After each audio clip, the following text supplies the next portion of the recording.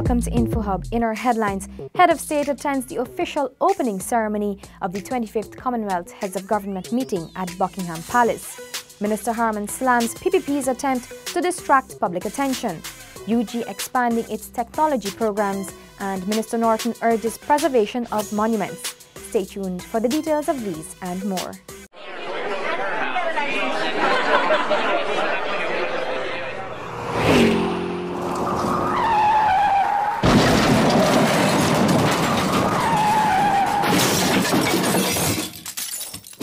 InfoHub begins with a report from Stacey Carmichael that Guyana's head of state, His Excellency President David Granger, today attended the formal opening ceremony of the 25th Commonwealth Heads of Government meeting at the Buckingham Palace, London.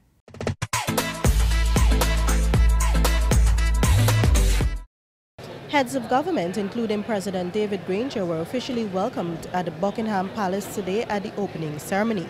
This was followed by the formal arrival of the royal family and the official welcome by His Royal Highness Prince Charles of Wales, who said that the 2018 Commonwealth Heads of Government meeting is symbolic of the renewed pride of the Commonwealth family. I pray that this Commonwealth Heads of Government meeting will not only revitalise the bonds between our countries, but will also give the Commonwealth a renewed relevance to all its citizens, finding practical solutions to their problems and giving life to their aspirations. Her Majesty the Queen declared the event opened and in her speech expressed pride and satisfaction that the Commonwealth continues to grow stronger each year. An increasing emphasis on trade between our countries is helping us all to discover exciting new ways of doing business. And imaginative initiatives have shown how together we can bring about change on a global scale. UK Prime Minister and Commonwealth Secretary General Patricia Scotland called on leaders to be responsive to the voices of the youth. New energy and vitality are added as younger members take up responsibility and become active within the circuitry of Commonwealth connection. Commonwealth Heads of Government meetings are distinctive for being both receptive and responsive to the needs of all. President Granger and other leaders participated in the official welcome hosted by the UK Prime Minister and Baroness Scotland at St James Palace. They then departed on foot to the Lancaster House for the first executive session, where President Granger was joined by Foreign Affairs Minister Carl Greenwich. Reporting for InfoHub, Stacey Carmichael from London. Minister of State Joseph Harman says the charges that were filed today against two ministers is the PPP's cowardly attempt to draw public attention away from its own sordid record of corruption while in office. In a statement, Minister Harman noted that the PPP is aware that more charges are soon to be filed against high public officials who served under the Jagdeo and Ramatar administrations. Charges which are a result of months of intense investigation by commissions of inquiries and evidence gathered by the Special Organized Crime Unit SOCU of the Guyana Police Force. Minister Harman further noted the PPP is aware that investigations have revealed that during its tenure, the nation was losing billions of dollars each year through procurement fraud and other corrupt activities by senior public officials. The Guyanese public will not be swayed by the legal shenanigans of the PPP, which, in effect, make a mockery of the legal system.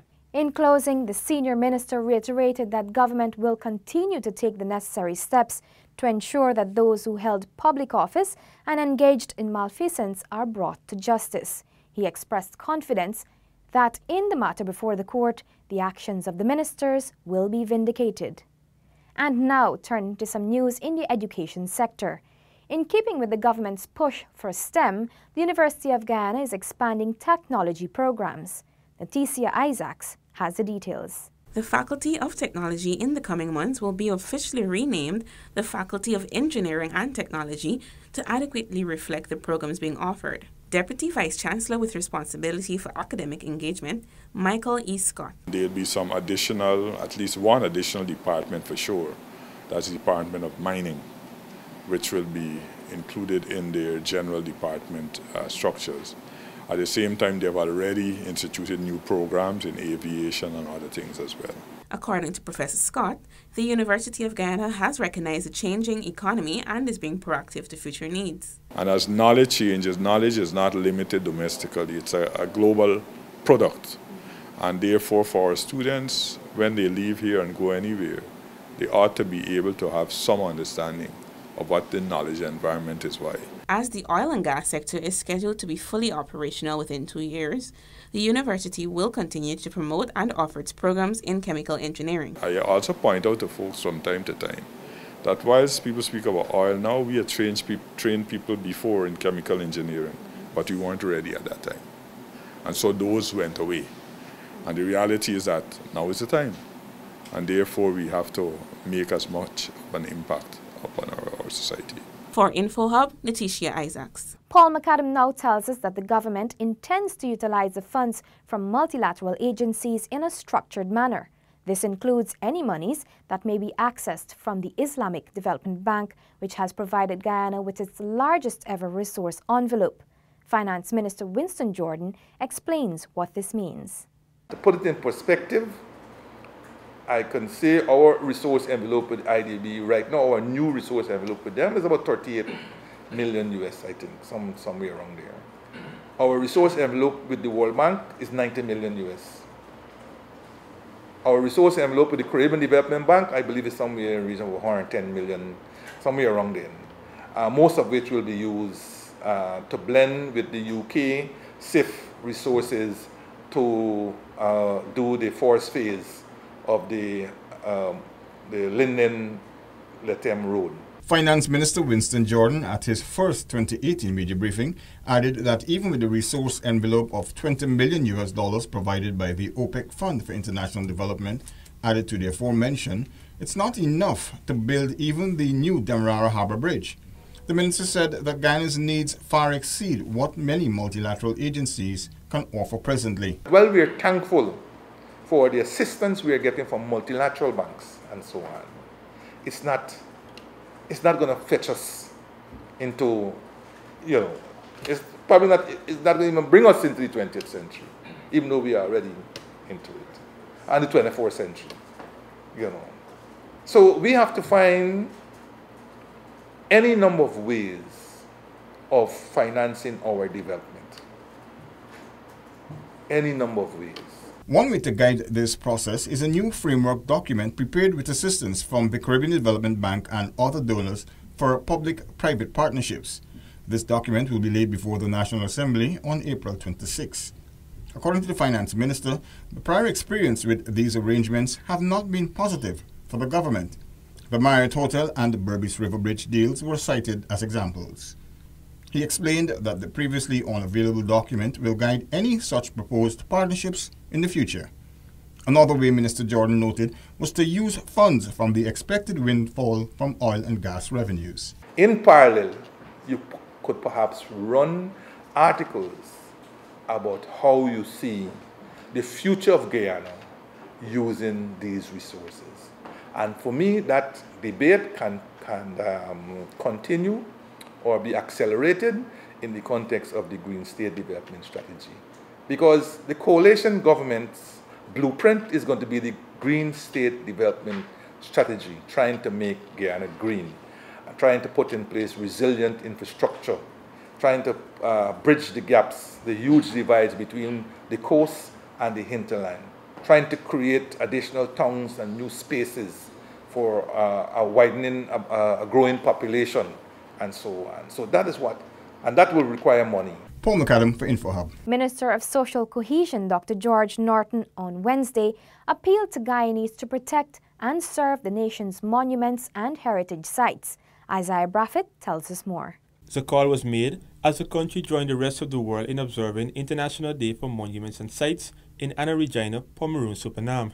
Minister Norton noted that attached to each monument and heritage site is a unique story of struggle and sacrifice. Therefore, recognizing who we are as a people is a vital part of social cohesion. It is appreciating how our ancestors paved the way for us to enjoy the life we live today.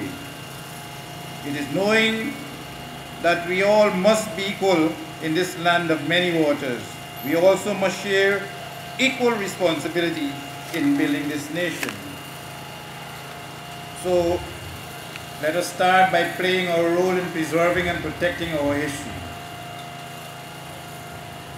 It is our identity that which makes us who we are today and who we will be tomorrow.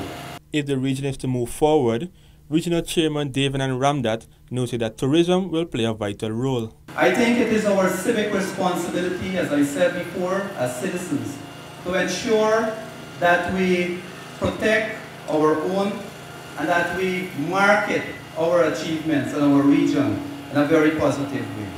During the celebrations, a publication was unveiled called Places of Interest in Guyana, along with a mini exhibition aimed at raising awareness on monuments and sites across the country.